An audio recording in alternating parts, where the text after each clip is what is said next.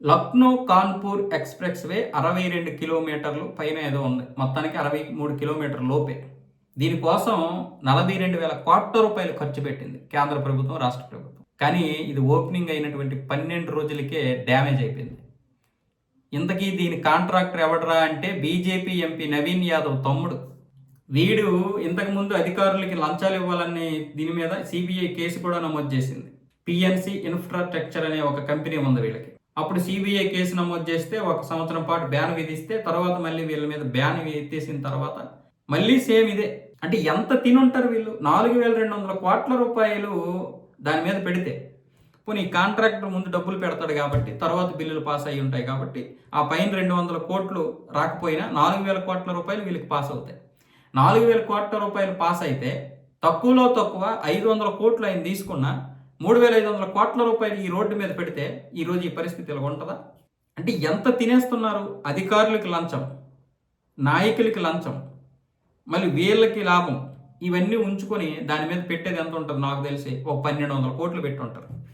అంతకు మించి పెట్టరు. కూలీలకి డబ్బులు చాలా తక్కువ, అక్కడ కూలీ డబ్బులు ఆ మెటీరియల్కి, అంతేగాని అసలైనటువంటి నాణ్యమైనటువంటి మెటీరియల్ కూడా తెచ్చి ఉంటారు.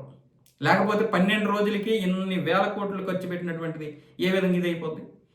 మొదటేమో ఒక మరమ్మత్తు చేశారు, అది మళ్ళీ ఇది అయిపోయింది, డ్యామేజ్ అయిపోయింది. మళ్ళీ 300 మీటర్లకి ఆ రోడ్డు మొత్తం తీసేసి ఇప్పుడు మళ్ళీ డ్యామేజ్ చేస్తున్నారు. ఆ రోడ్డు ఆడడానికి ఏం పెట్టారు తెలుసా? ఫ్యాన్లు పెట్టారు. వీళ్ళు ఉంటాయి కదా స్టాండింగ్ ఫ్యాన్లు, అవి పెట్టారు వీళ్ళు. ఇలాంటి టెక్నాలజీ వాడుతున్నారో మరి యోగి ఆదిత్యనాథ్ గారు ఇలాంటి వాటి మీద కూడా దృష్టి పెట్టాలి. రేపు ఎన్నికలు వస్తున్నాయి, ఏ విధంగా మీరు గెలుస్తారు? ప్రతిపక్షాలు ఇలాంటి వాటి మీద కదా పోరాడతాయి. ప్రతిపక్షాలు కాదు, ఎవడైనా దాన్ని చూస్తే బుద్ధున్నోడు ఎవడైనా సరే వ్యతిరేకిస్తాడు. ఆ మధ్యాహ్నం భోజనం పెడుతున్నారు, అత్యంత చండాలంగా ఉంది. ఉత్తరప్రదేశ్లో 60% మధ్యాహ్నం భోజనం చండాలంగా ఉంది. ఇలాంటి వాళ్ళ మీద కదా మీరు బుల్డోజర్ ఎక్కించాలి. మీరు అవతల చేస్తున్న పనులు మంచివే ఉన్నాయి, కానీ యువతల వాళ్ళని కూడా మీరు ప్రశ్నించకపోతే ఎలా?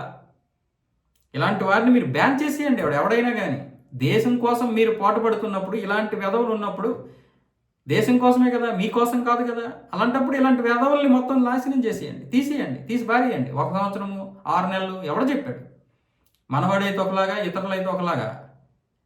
ఎవడి మీదకైనా సరే బుల్డోజర్ వెళ్లాల్సిందే, లేదా చట్ట ప్రకారం వాడి మీద యాక్షన్ తీసుకోండి. ఇలాంటి వాడి మీద యాక్షన్ తీసుకుంటే మిగతా కాంట్రాక్టులు అందరూ భయపడతారు. అరే, బీజేపీకి చెందినటువంటి కాంట్రాక్ట్ మీద ఇంత దీనిగా వీళ్ళు ఇది ఉన్నారు, మనలాంటి వాళ్ళ మీద ఉపేక్షిస్తారా అని ఒక భయం పడుతుంది. ఇలాగైతే కష్టం. యోగి ఆదిత్యనాథ్ గారు ఈ విషయంలో మాత్రం ఆయన ఏం యాక్షన్ తీసుకున్నాడో నాకు తెలియదు, కానీ ఈ విషయంలో మాత్రం వీళ్ళు చేస్తున్నది చాలా అంటే చాలా అత్యంత దరిద్రమైనటువంటి పనులు.